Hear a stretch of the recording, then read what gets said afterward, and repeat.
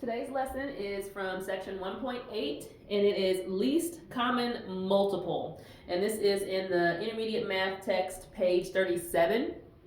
And so last time we discussed greatest common factor, and this time we're talking about least common multiple. And it is kind of easy to mix those two concepts up. So we're going to really kind of break it down to try to make it clear. So you'll know when they're asking you to find one or the other, you'll know what to do.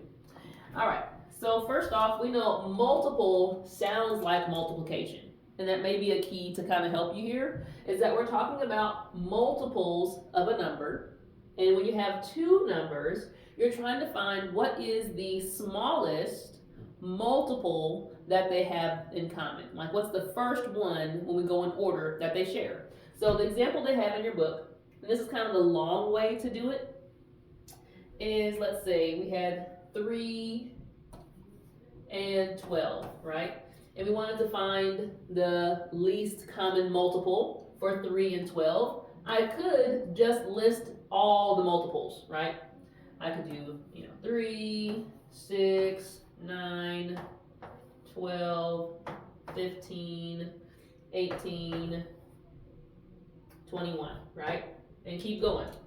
For 12, I've got, 12, 24, 36, 48, okay, and so on. We could keep going.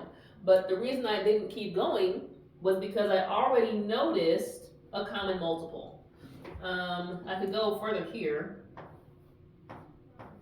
and we could see that there actually are 2 so far in our list. I see that they both have a 12 as a common multiple, and they also share 24 as a common multiple. But as the title implies, we want the least common multiple. So of the ones that these numbers have in common, which one is the smallest, okay? So when we would say the least common multiple, or LCM, is 12. Now again, this is the long way, writing it all out, finding what's the same. Let's look at another way to do it, using our prime factorization.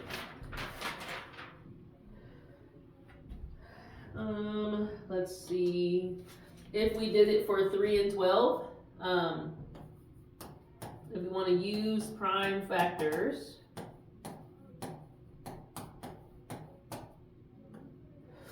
we're going to list them out, and then we're going to kind of have a contest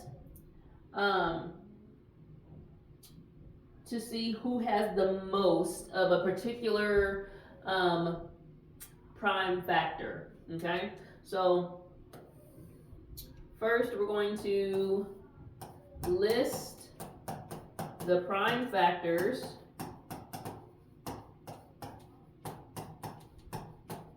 of each number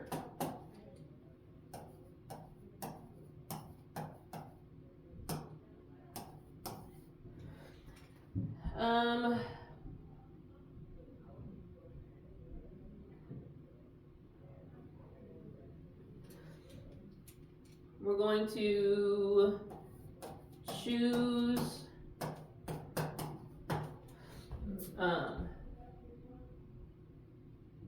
the value of the greatest. Your book is using exponents for this, and I'm kind of debating if I want to use the same wording.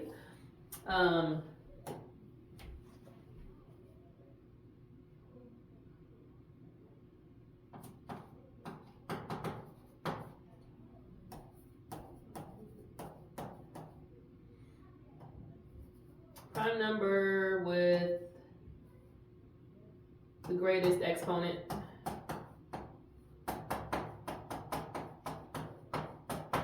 Okay, again, this is a little different for me, but I'm going to try it the way the book explains it and see if this makes a little more sense this round. And then we're going to simply multiply them together. Multiply to get the least common multiple. All right, let's see what they mean. Let's see if this makes a little more sense. Let's go back to our 3 and 12. If we were told to find the least common multiple for 3 and 12, but we didn't want to write the factors, or the multiples, sorry, I would then, I could do my division, right? Or dividing it down to prime factors. Well, we already know 3 is already prime, so 3 is already its own prime factor there. I can break down 12 by dividing it by 2. I can divide by 2 again. All right, so we've got 2, 2, and 3. So what the book is recommending is if we rewrite each one of these, 2 values using exponents. So I've got 3 just has like a 3 to the first power, because there's just one of those number 3s. For 12, there are 2 2's, so 2 to the second power times this 3 to the first power, okay? What they're saying is choose the value of the prime number, okay? Here's our prime numbers that have the greatest exponent for that number, okay? So for each type of number, each of prime number, like the 2's and 3's, that's all I have here, 2's and 3's. So of the 2's, the ones that has the greatest exponent is this 2 to the second power. So I would include that in my least common multiple. So I would say, all right, I need 2 to the second power. Looking at my 3's, they both have a 3 to the first power, which that would be the greatest, is just a 3 to the first power. All right, so my least common multiple is going to be a 2 to the second power times a 3 to the first power, because they had a tie, right? They both had the same number for the exponent. And then we'll multiply it. So we've got 2 squared, which is 4, and 4 times 3 equals 12. So we come to the exact same least common multiple. Now, for these smaller numbers, this might seem a little faster, right? Because you can kind of think it through and figure it out. When we get some larger numbers, this method is going to be very helpful, because you're not going to want to have to list out all the multiples to try to figure out when they have a common one. All right, let's look at another example from the book.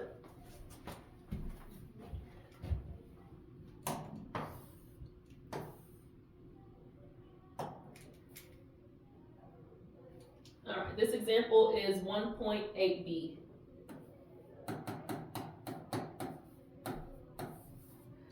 And we've got find the least common multiple for 4, 9, and 12. So once again, we can do our prime factorization. We can divide 4 by 2, and so we're left with 2 times 2, or 2 2's. So 2 to the second power. For 9, we would have divided by 3, leaves you with a 3. So 9 has 2 3's, so 3 to the second power. And for 12, once we divide it down by the prime numbers, I have 2 2's and 1 3. So 2 squared times 3 to the first power. Now we're ready for our contest, where we're going to choose the prime number with the larger exponent. In this case, the 2's are tied, okay? So the second power is the highest exponent for the 2's. And for the 3's, 2 is the highest exponent for the 3's. So our least common multiple is going to use 2 to the second power and 3 to the second power. Because again, there was a first power there, but it wasn't the largest one. So we're using the largest, which was second power. 2 squared is 4. 3 squared is 9. So 4 times 9, 36. So 36 is the least common multiple for these 3 numbers. Okay? Again, we'll get more practice with these during class.